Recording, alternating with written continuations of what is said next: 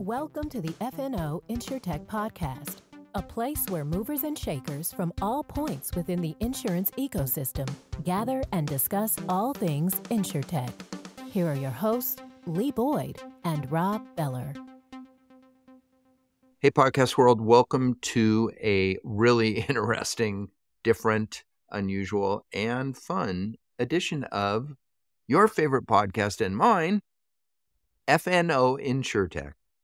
That's right. With your host, Lee Boyd, and his little helper, me, Rob Beller. That's right. We're all here. Thank you, little helper. Well, it's always a privilege to be around you, Mr. Host. So you just go ahead and lead the way. Ready, set, go. I don't think it works that way. That's not how it goes. We have a formula. No, we're changing everything, Lee. No, we changed it one time, 300 episodes ago, and it didn't go well. It's out with the old and in with the new.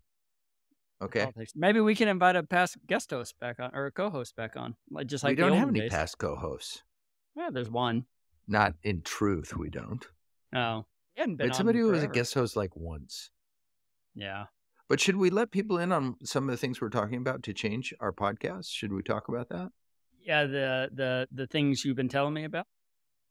That haven't happened? Yes. That haven't happened. They're not really my ideas. They're your ideas that you were telling me about. Well, actually, none of them are my ideas. It's a smart person's ideas. Brandon is his name, I think. But one of the things, I think that we're going to have a couple, we're going to try to recruit a couple of permanent guest hosts, which would be available when Lee or I are not available to be on the podcast. One of our guest hosts would step in our place, which I think will be interesting, don't you? I think it'd be very interesting. Like I'm trying to get Astrid to do it. Are you? Yeah. What'd Astrid say? She's hesitant. Oh, okay. Al wants us to get Conan O'Brien. I mean, you could ask. We could ask. Johnny Carson. There would be a good guest host. I think you're more likely to get Conan O'Brien than Johnny Carson. Because he's no longer living? That is correct. Okay. Right. That fair. Is correct. That would be fair. So, we have a great podcast today. I mean it. We always say it's special, great, all this stuff. We use a lot of hyperbole. I thought the podcast today was fabulous. This is a great podcast. We get to talk about medical malpractice insurance and technology that is going in to that insurance to help it be more affordable to doctors, which hopefully will help out that whole segment of the economy, right? We have Jared Kaplan, CEO and founder of Indigo, formerly of Opportunity Financial, I think COO there? CEO.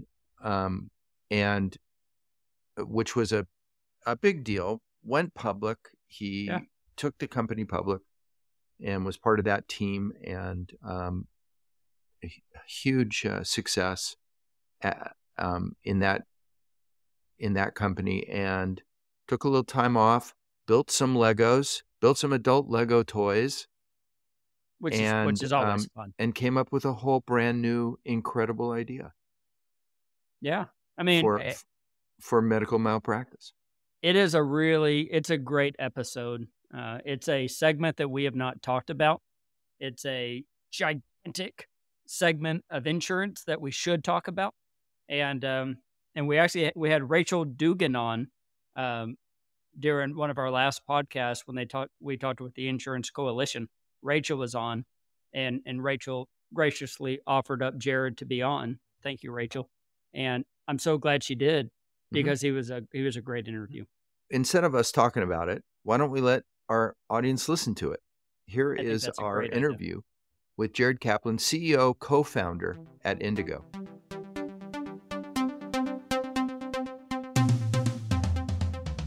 Hey, everybody. We are here with our guest coming to us today from Miami. Is that right, Miami? That's right.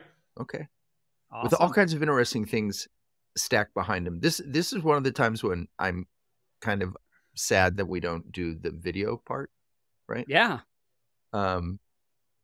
first of all, a very good looking man, but what's behind him God is very interesting, including the Titanic. Yeah. Is there a little story there? It was so I mean, the story is I took time off between jobs for the first time since I was an undergrad, and all I wanted to do was build these adult Legos. And I got really into adult Legos, and I got 2 kids, and I was like, they weren't allowed to build the adult Legos; they can only build their Legos. But I wanted the biggest adult Lego that you can get, which was the Titanic, which was like 9,900 pieces. And you can't actually see it. I'll show you guys. No one else can see it. There's the Eiffel Tower is over there. You got the Eiffel Tower. That's 10,001. So that Titanic is 40 pounds and 4 feet. Wow. Long. Yeah. Wow. And for that is huge. those of you who can't see it, which is everybody except Lee and I. That's right. It's pretty cool. Just trust us. It's on really a shelf cool. behind him. I wouldn't. But what a great hobby. I mean, I started at one time. I got into like adult Legos, and I did the Disney castle, and I loved it. It was so much fun. I just enjoyed it. And to my kids, I was like, no, you have your own. This is mine. And now it's on the shelf. So, Jared, what do you think that touches inside of you that makes you do something crazy like doing a 10,000 piece Lego? I found it to be meditative. It's just like it allows you to escape everything else, which is great.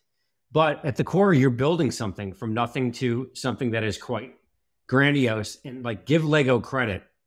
The manufacturing quality and the quality of the designs to allow you to build something. It's just like an incredible company. So I appreciate that a lot. But the best thing about it is every time you think you've lost a piece, which inevitably happens all the time, you never lost it. They never miss a piece in these boxes. So there's a lot of things I appreciate about it. You're totally right. Yeah. Yeah. It's not like when you buy something from, Wayfair or something, right? And it comes and you have to assemble it. Yeah. It's not uncommon for there's like an extra screw or nut or bolt or whatever widget piece that goes into it. Right. But the fact that and I'll bet you that when you're done, there's no pieces left. They always give you some extra, like some of the small pieces, you always get a few extras of those. But if you're missing anything that's not like the smallest piece, you missed it somewhere. And then you got to go back to the whole manual and figure out where you missed it. It's on you. Yeah. Well, that's so true. Well, maybe what we should do first is introduce who we're talking to. I think that's a great idea, Rob. We're just going on as if everyone's sitting here with us. We have with us today Jared Kaplan, CEO, co-founder of Indigo, joining us on the podcast, and belatedly welcome to our podcast. Thanks for coming. Thank you. I very much appreciate you guys having me on. I want you to know that we kind of held the proverbial gun to somebody's head to get you on. So we did. Yeah, Rachel was very nice to offer you up. She was very nice about it. Very nice. Thank you, Rachel, for doing that. Thank you, Rachel. So, Jared, you are co-founder, CEO. You have your own interesting story, and I just want to touch on that first before we dig deep into Indigo, and that is you're a serial entrepreneur, a serial startup guy. Can you just run through your resume real quickly for us? Sure. So that people get kind of a flavor of what you've done. Yeah, absolutely. Started at Goldman. I was an investment banking analyst in their tech, media, and telecom group, working for the sexiest companies in the world. And then after my analyst program, I joined a private investment firm called Accretive, which was an incubation firm before it was all the rage. Now you see this all over the place. But our edict was to look at markets and figure out how to create companies in those markets from scratch, from the ground. Somehow I fell into financial services and insurance. And I was about 10 years into my tenure there. And we came up with the idea that small businesses were underserved when they went to go purchase insurance, specifically very small businesses, freelance businesses. And this is back after the Great Recession when freelance businesses were growing exponentially. And out of that idea, we founded Insurion, which was an online insurance agency for small businesses. And I really believed in the idea. So I actually went to go be the number 2 exec for the CEO that we hired to build it out, and made a jump into the operating world. And then we built that company up over 4 years. It was the fastest growing insurance agency in property and casualty insurance, super profitable book of business for carrier partners. Then the bell came ringing for me to be a CEO myself. So I got an opportunity to go run a company called OppFi, which was an online lending business for non-prime borrowers. And the online distribution levers of that business were exactly the same as Insurance, but I always regretted not having the balance sheet at Insurance. We had the balance sheet at OppFi. And what we were doing there is using artificial intelligence to figure out which non-prime borrowers perform like prime borrowers. So we had all this alternative data and all the sexy machine learning. And I joined when we had 15 people and $8 million in revenue. It was incubated by a family, fantastic family, the Schwartz family in Chicago. And we grew it from 8 million to 400 million in revenue and like $85 million of net income without raising capital over 6 years. Tough. And then we took it public in mid 21 via SPAC. And so, I mean, that was just an outstanding story and just amazingly fun. After running the company publicly for about 6 months, I stepped down. I need some rest. And I would imagine. Yeah, I took some time off, and I was like, well, what am I going to do next? That's when I started building the Legos, and I started contemplating it, and it had lots of interesting opportunities, and ultimately went to go run a heavily backed VC business called Cadre, which was essentially an online commercial real estate investment platform. So you don't want to buy a building for $25 million, but you want to invest 25 grand in a building. That's what that company enabled. Great founder, Ryan Williams. In the process of running that business, I got approached with something that was too good to be true to turn down, which was the baby of Insurance and OppFi, which is Indigo, the opportunity to start a insurance business from the ground up and play a bit more integral part in the risk-bearing process. So that's where I am today, which is we're building this next generation medical malpractice space. I would say like the theme of my operating career has been find a large, stable space that has been largely untouched by technology, technology in its pure form, but also largely untouched by best-in-class product and technology talent. And if you're able to recruit product and technology talent and build terrific technology in these spaces, you can disrupt and reinvent pretty quickly. And that's what we're doing at Indigo, which is an interesting story on its own. Happy to go into the background of that business too, if you'd like. So for somebody who can, who sees that, and you're building Lego Titanics and Eiffel Towers, and you look out and why Malpractice? What of all the choices, and there were many, why there? I think it crossed two pivotal themes, which you see like all over the world today. One is it's a slow space. It's acceptable for a physician to wait weeks for a quote. Right. Like that's ridiculous in this day and age, right? That's number one. I would say the way you assess risk in the status quo is relatively archaic. Assess risk in this case is insurance risk. It's not dissimilar from lending risk. It's not dissimilar from real estate investment risk. But the way you underwrite risk traditionally in this space is you look at three variables. You look at geography, where the doctor's based. You look at their specialty, what they do. And then you look at if they've ever filed a claim. And you don't know if they filed a claim or not unless you ask the incumbent carrier.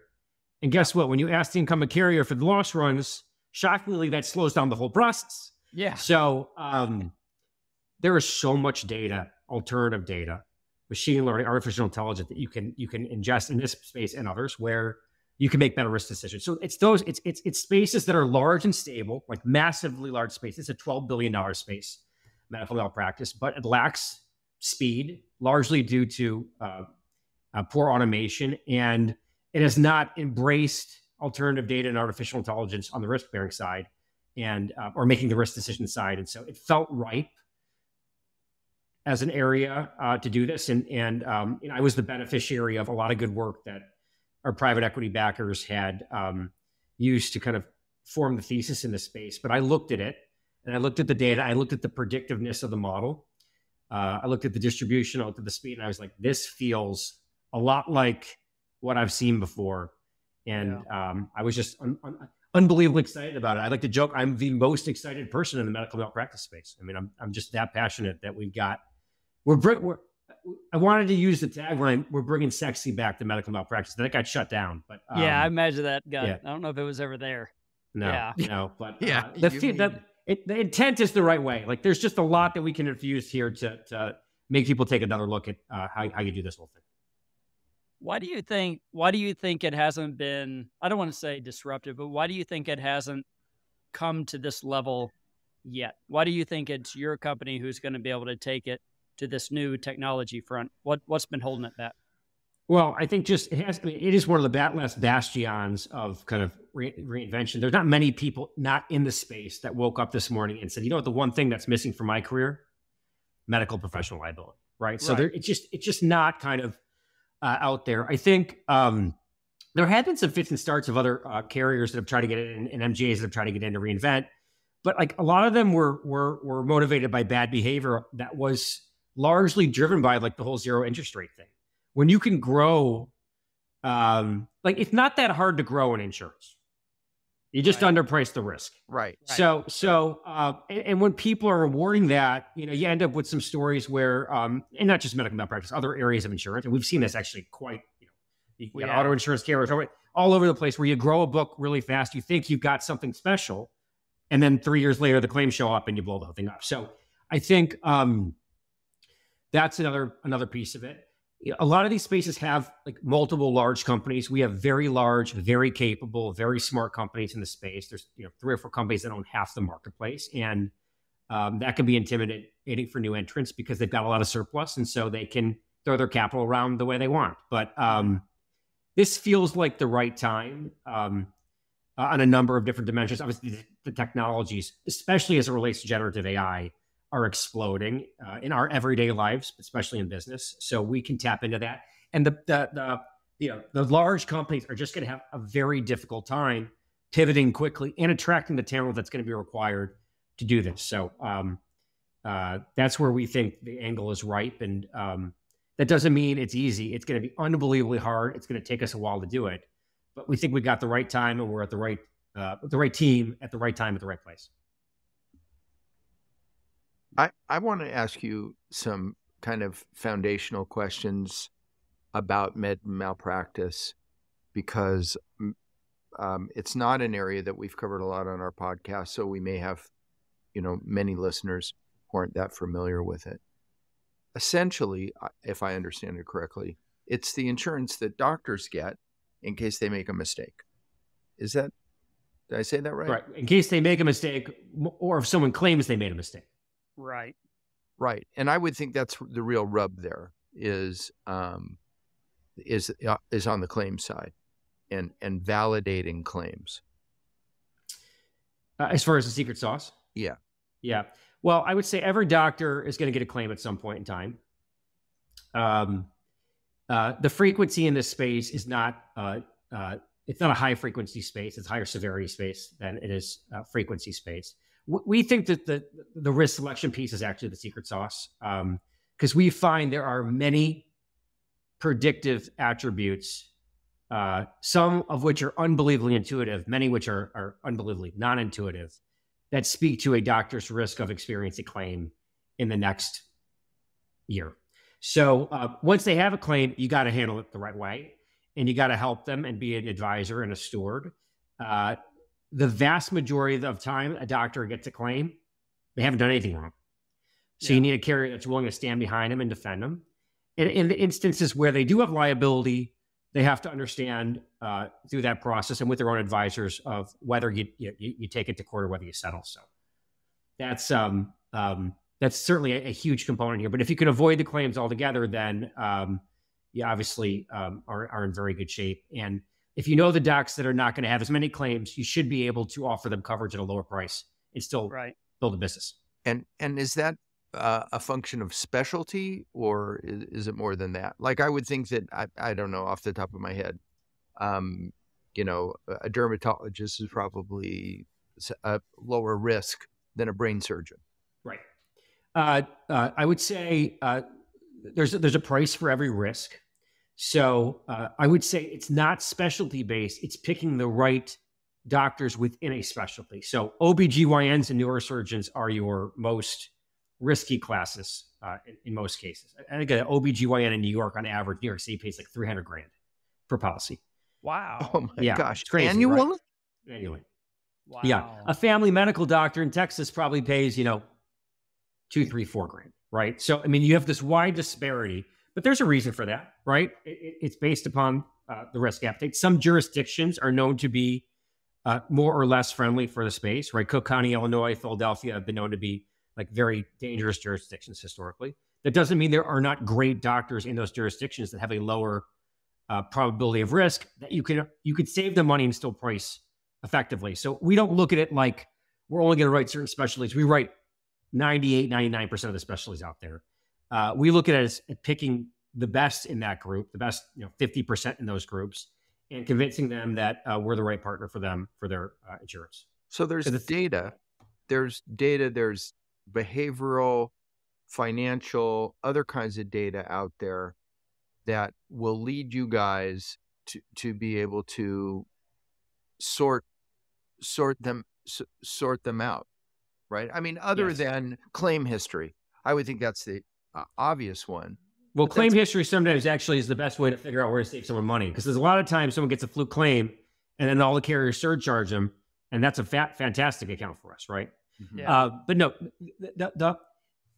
we use about 2,500 attributes today. That will grow meaningfully in the future. It's a continuous process. We have an unbelievable data science team, and their job is to import the data and figure out which attributes we should be using. But we're just scratching the surface. So every week this company gets smarter. But it runs the gamut from socio and economic data to political data to healthcare data to you name it, what's publicly available that we've been able to sort through it, ultimately tie back, and this is the key, you have to be able to tie it back to a doctor's MPI. They're essentially their social security number, their unique identifier. So if you got this like incredibly complicated and messy, and it's incredibly complicated and messy, and you've got some that's publicly available and some proprietary, and you can boil that all down to a doctor's MPI and then match that against a claims history, you can create what is hopefully a very predictive model. And our sandbox would show you we are like unbelievably good at figuring out the 20% of risks that are going to see 1% of the claims, and the 20% of the risks that are going to see 80% of the claims. Now, we got to prove that out in the marketplace, and it's never apples to apples, but that is where we think our angle is going to be, and then reward those docs who are overpaying, sometimes by double, if not triple, what they are today. I mean, your team is sitting around. I would imagine that the data uncovers questions that have not even been asked yet, answers that have not even been asked yet, right? You're uncovering these, and you're like, well, now it's maybe where they live or all these things. And then you just start digging through this data, and that's just going to add more data points that you want to collect. You're going to say, well, I don't have that data. You're going to collect that data. And in a world, in an industry that maybe has not done that in the past, it seems pretty neat, pretty exciting. Well, you should see the looks on like, half of our team. It's very interesting. Half of our team is like 20, 30 years in the space. Really? And the other half of the team looks more like me. I mean, I didn't know, I knew insurance, but I didn't know this particular line, but like deep financial technology experience and what best in class financial technology looks like. Yeah. And the face on those that have been in the space for decades, when they see how we do work versus how they used to do work, I mean, it's like they landed on Mars. It's completely different. Completely different. Because you're asking a question that's very reasonable to you, and they're saying, why would you ask that? And then all of a sudden you come together like, oh, it makes sense. You're able to ask things that people have not even thought about. But and it's even we don't even have an application. We don't want you, like a typical insurance company today through their broker is going to send you a PDF. It's 15 pages. Most of the time it gets filled out with a pencil or a pen. It's faxed in. No, it's emailed in. For all intents and purposes, it can be faxed. And then someone is manually reading that. And then you've got an underwriter who is looking at it and manually using their internal underwriting guidelines to figure out what that risk should be priced at. We tell the brokers, we need, essentially the MPI, we need the retro date, we need your definition of specialty, and we need your limits of liability. Send it to us in any form and fashion. The machine reads it. The machine puts it into the system. The system generates the real-time score. We've got the price in real time. And a human hasn't been involved in the process. So it is literally light years different in how the industry works today. And it's why we are like really excited. That's exciting. And so is the insurance agent, is this a insurance agent's world? Do doctors, they don't buy this online, right? Do they go they go to agents? That's right. And we're fortunate to work with the best distribution partners in the space. This is definitely a space where physicians rely, especially the smaller physician groups, they rely on their trusted advisors to get them to the right markets. Yeah. And for good reason. They should be focused on life and death decisions, and they should be. This is the broker. So yeah, it's a broker. Now, over time, demographics will change. You'll have more people this is the second biggest cost for a physician's office, right? Mm-hmm. Beyond their people, it's MPL. So it's top of mind, and I think we're enabling our brokers to solicit customers directly online through our technology, which also should be a boon because you'll see more people just as demographics change saying, hey, I'm paying a lot for this. Maybe I should be looking online to see if I can save something. But without the brokers, you're dead in the space. And isn't the dynamics are changing in the medical field? I'm on a business side rapidly. Like I'm going to say 15 years ago, there were many small practices out there with a few doctors who were running their own gig. Today, because of macro changes that have occurred, you have enormous groups who have come together. Like I'm in Sacramento, and we have Sutter as our medical, one of our big medical providers, and they many like the orthopedists all work for Sutter, right? So that has to have an impact on you, because are you seeing a diminishing number of smaller practices as time goes on, and what does that mean for you guys? Yeah, so the market is $12 billion. Half of it is what I would consider to be self-insured, typically through employment through a big hospital system. Mm-hmm. Optum, they're a strategic investor of ours. They have, I think it's 100,000 doctors that they employ now. The other half of the world is fully insured and looking for coverage in our direct market today. We look at both as being opportunities. I think it is accurate to say the insured market has shrunken over time. Private equity has played largely in this space. The hospital systems have played largely. There's been a ton of consolidation. The bigger you get, the more likely it is you want to self-insure. But Act One here is let's make sure the fully insured market works by proving out the model in real time. And then as that gains outside external efficacy, these hospital systems are sitting on huge books of premium to self-insure their medical professional liability risk. And open the paper every week, you're seeing these, especially post-COVID, these nuclear verdicts, which are typically hitting the hospital system for tens of millions of dollars. So Our thought is, we know who's risky and why. We could tell you, well, we think this person's risky, and here are the 4 or 5 reasons why. And a lot of times, 2, 3, 4 of those levers, you actually could impact. So the thought is, in the self-insured world, they can use this as a risk management tool a longer term as well. And that's why we look at the market as the whole, but absolutely a trend. Mm-hmm. So there's a consultative aspect to what you guys are doing. Yeah, absolutely. I would think that the hospital groups, and you say they're self-insuring?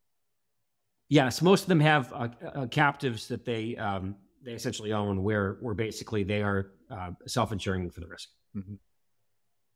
I want to ask about your claims. So a lot of times these claims are just that. They're claims that something went wrong and perhaps they didn't. What is your claims process like, or will be like, or is like whenever you actually get a claim? Do you give support to these doctors, to these medical professionals, or are you there just to pay a claim if it is? Talk to me a little about that. Yeah, before a claim occurs, we have a risk management product offering where we try to get ahead of that. So doctors have questions, everything from how to set up the office or electronic medical record, to have the bookkeeping in place that ensures their ducks are in the row just in preparation that someone would potentially allege something in the future. As soon as we're notified, we have incredibly experienced chief claims officer that runs the process in tandem with the doctors and whoever the doctors' key advisors are. Your counsel here, your panels of attorneys and who you use to help defend the docs is critical. You need fantastic counsel. You need intense investigation to make sure you have all the facts, and then ultimately make a judgment call of what are the merits of the case, and in consultation with the doctor, is this something worth fighting or not? And if it is, you fight it, and if not, you figure out a way to minimize the cost for all parties involved. And obviously, we're a young company, so we'd love to think we'll never have a claim. Right. That probably means we're not writing enough insurance. We're in the business of having claims. So what's important at the end of the day, it's not just price is important, but a doctor knowing you have their back and are going to stand for what's right. This is their reputation. This is their life. You can imagine how anxiety ridden it is if you never had a claim and you get a claim and someone's accused you of wrongdoing and you believe you haven't done anything wrong. So that is our job, is to instill confidence and defend good medicine. And it's what we're going to stand the business on top of. I have a friend. He's a doctor in town, smartest guy I've ever met in my life. And he knows medicine. He knows his job, but he doesn't do business, right? He didn't learn business in school. He didn't learn about some of these other things, but he's great at being a doctor. I think that those doctors, many of them are relying on you when that time comes, right? To help them not get in that situation. And so I'm happy to hear that you kind of help get things set up, prepare, that if a claim ever comes that you're prepared, because we want them focusing on saving lives and saving people. And so I think that's a great service you offer. Thank you. Is there much shopping in your line of insurance? I mean, like in property and casualty, many of us have had the same insurance company for years and years. We never think about it, but I bet it's different for you. Is that the case? I mean, it depends on the individual. Or I should say the business, right? These are typically small groups of individuals. I would say there's not as much shopping as there should be. I think there is and it's largely driven because there haven't been companies like us. If you think about pricing in this space and the slope of pricing, I like to use the analogy of like a seesaw. The space has a very shallow seesaw. And what is deemed as risky versus non-risky, there's not much standard deviation. Our seesaw is very steep. And that's because we think we can truly differentiate between the highest risk and the lowest risk. And so there are definitely physician groups out there that have been lulled to sleep because they think they've gotten a market rate, but really they're still paying way too much for what their underlying risk profile would suggest. And we hope to get that word out, right? Like, hey, we look at you a different way. We think you are special. We think you're paying too much. And, we can offer you a terrific value prop, not only from a price perspective, but from a stability perspective. Our paper's A- rated. From a people perspective, we got unbelievable people. And from a defense perspective, which is going to be paramount if you get a claim. Right. Speaking of claims, I had a friend for many years in Phoenix, Arizona. All he did was medical malpractice, brought by the by the patient, right? And he's retired today, very, very comfortably, because, as you know, judgments can be extraordinarily high. So there's an industry, there's a legal industry built to go after these kinds of cases. Is that a challenging aspect of what you're up against competitively and from an expense standpoint as you march through this? I mean, there are a lot of spaces where you find this. I mean, I was in consumer finance before, right? Which we were offering smaller loan products, but there was no shortage of attorneys looking to defend consumer finance folks engaged in consumer finance, right? That were buying the product. So I mean, that's the extreme of what you see from a plaintiff's perspective. Absolutely an aspect here. And at the same time, there should be, right? I mean, patients should be protected, right? They should be able to claim negligence if it's occurred. And I think it's a reality of the space. And our whole process is to select the doctors who are going to be least likely engaged in any type of material that would any type of action that actually would lead to a negligence claim. So hopefully that's what we're able to do here, and then it's less of an issue for us. But certainly, you see this post-COVID. There's a whole social inflation trend that has happened post-COVID. You have juries who are absolutely sympathizing with patients, and this is a longer tail line where you can have devastating cases that take years to figure out and end up being very, very costly. So it is not for the faint of heart. Also, probably another reason why you haven't seen a lot of new entrants. Mm-hmm. Mm-hmm. Yeah, it's a commitment. For sure. It's a commitment. And so you've been at this, you've been live for a little bit over 1 year, right at 1 year. What have you learned? Is it what you thought it was whenever you kicked off and started going? Has it been a journey for you? I mean, we learn so much every day. So much. We stood up the product between March and October. We got all the infrastructure set up. We're structured as an MGA. We've got reinsurance partners. So all of that had to get done. We launched October 6th. We were in no states, so you're live, but you have nowhere to distribute business. Today we're in 32 states, so that's been a process. Our tech and product team have been working hard to improve the product and technology. What you launch with day one looks nothing like what it'll look like in 5 years, so there's a continuous process there. I think we could be the highest tech, most interesting technology player in this space, but without distribution, you got nothing. So building relationships with the brokers, we're obviously a new entrant. We don't have a brand name. You've got companies in the space that have literally been around. I think MedPro, the biggest company in the space, has been around for I think 100 plus years. So carving out your space and why they should listen to you, why you're not going to look like some of the others that came before you. There's a whole process behind that. But man, we are making unbelievable progress. So, and this is a very seasonal business. You've got like 4 renewal dates, give or take, in this space. I mean, it's not that linear, but you got 4/1 and 7/1 and 10/1 and 1/1, where most of the business is around those spaces. So we kind of manage and look at the company in quarters, and where we are this past renewal season, 4/1 versus 1/1, it's light years, and where we'll be 7/1 will make that much more improvement. And it will never get easier. And I always tell the team that, right? You hit a milestone, you have to actually, you have to take the time, and I do a terrible job at this, so hopefully I'll do a better job this go around, but you got to take the time to remember where you used to be. We don't do a good job at that because we're always key issues focused, and there's always a new challenge and there's always a new issue. So, and as you get a name out there, people don't want to lose business to you. So there's a reaction. They read about you. They want to dismiss you. They want to make your life difficult. So there's that whole competitive aspect. So the treadmill will always be steeper and faster, but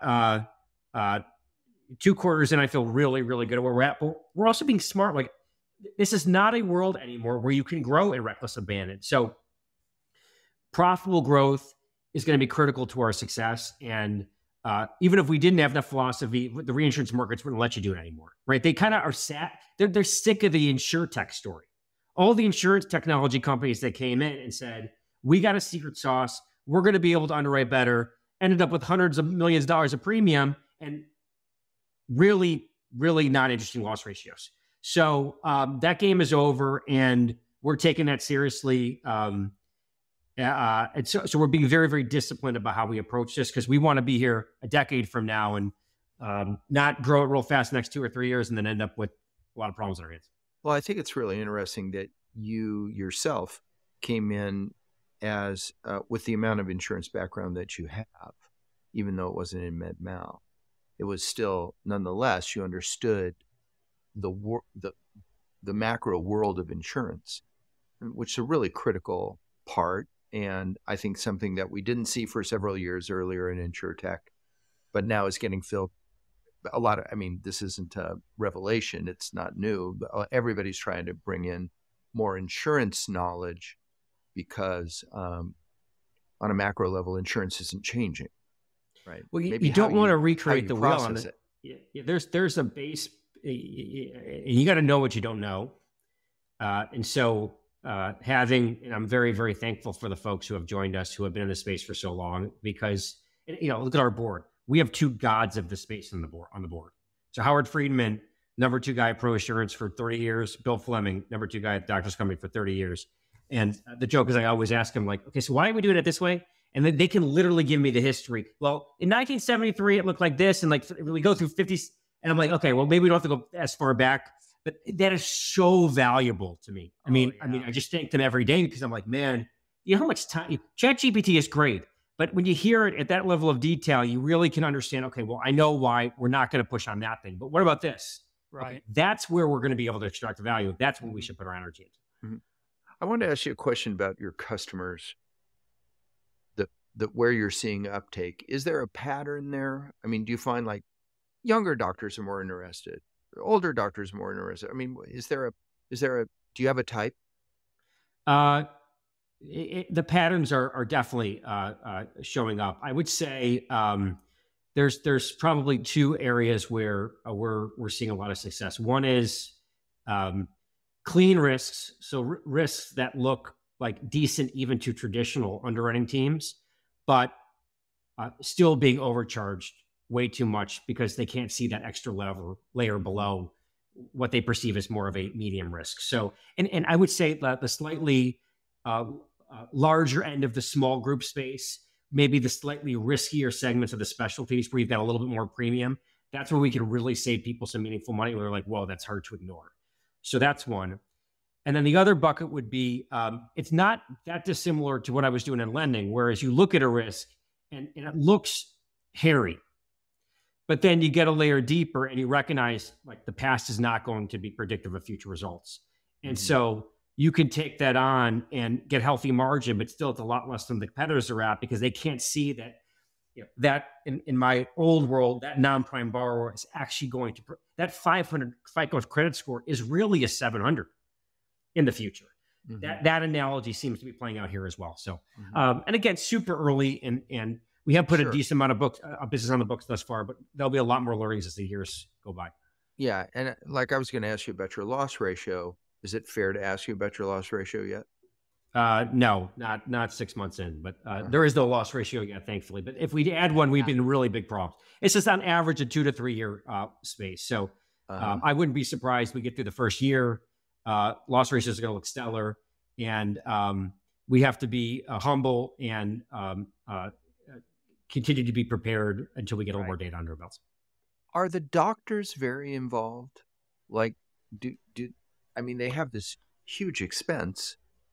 Do they just kind of push it out to the business people and let them take care of it? Or do you see that the doctors have some touch into it too? Because the doctors that have had claims experience and are loyal to certain counsel are hands-on. If they're going to make a switch, they want to make sure that they can still work with their team that they've been working with. So absolutely in those cases.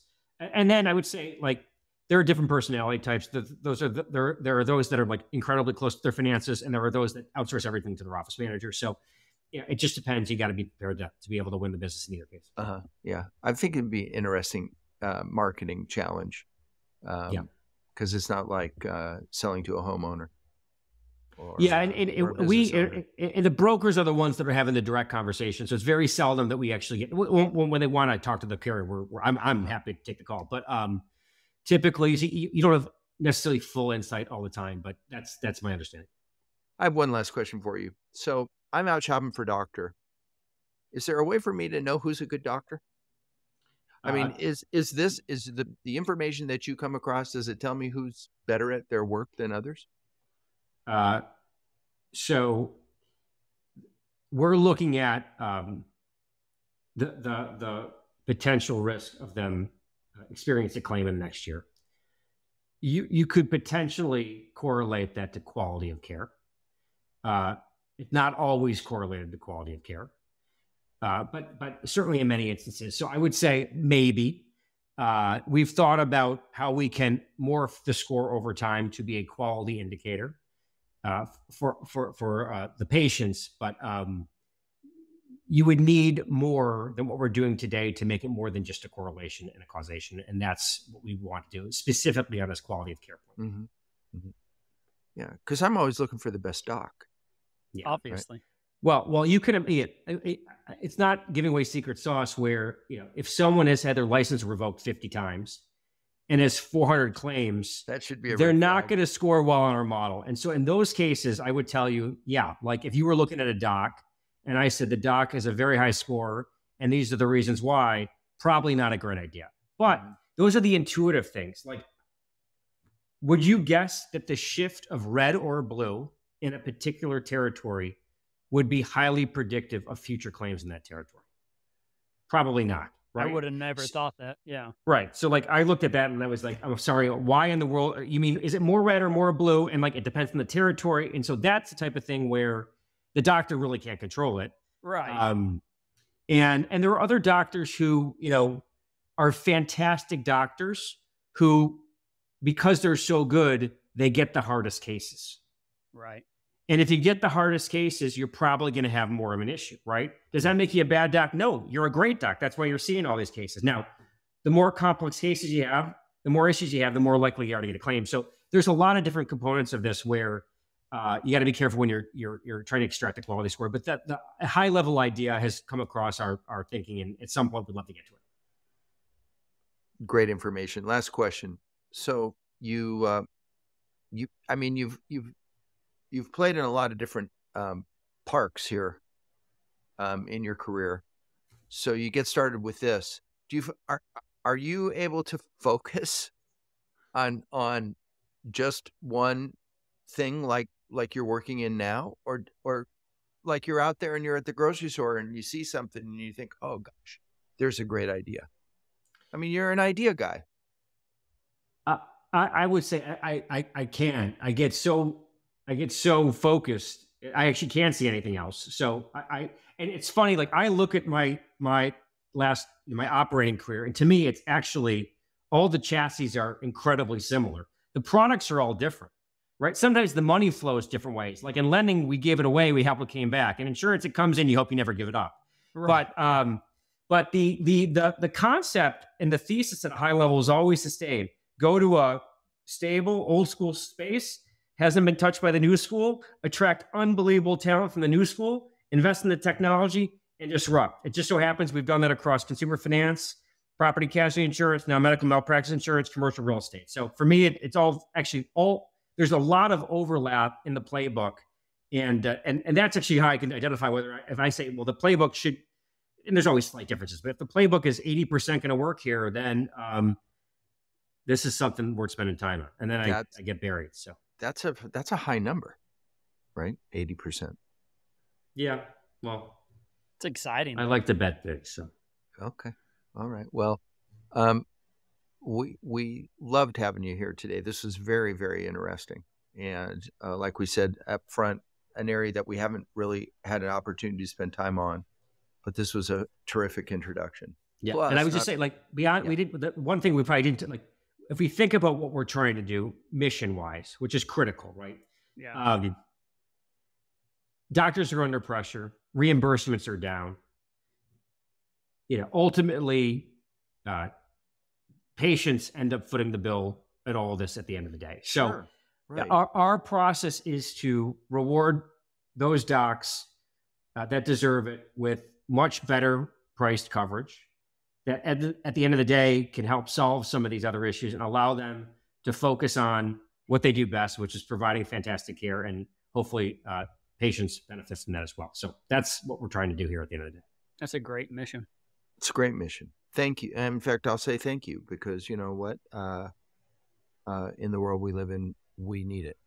So all the best and good luck on your next Lego project. You got one sitting there waiting to happen? I do. What is it? Over here? I'll try to grab it. Is it the Death Star?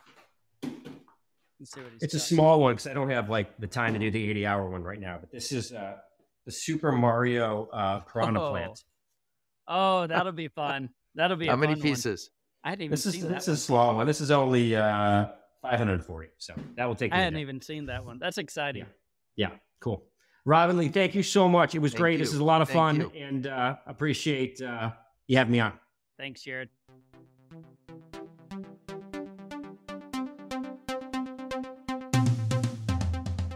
That was an interesting guy.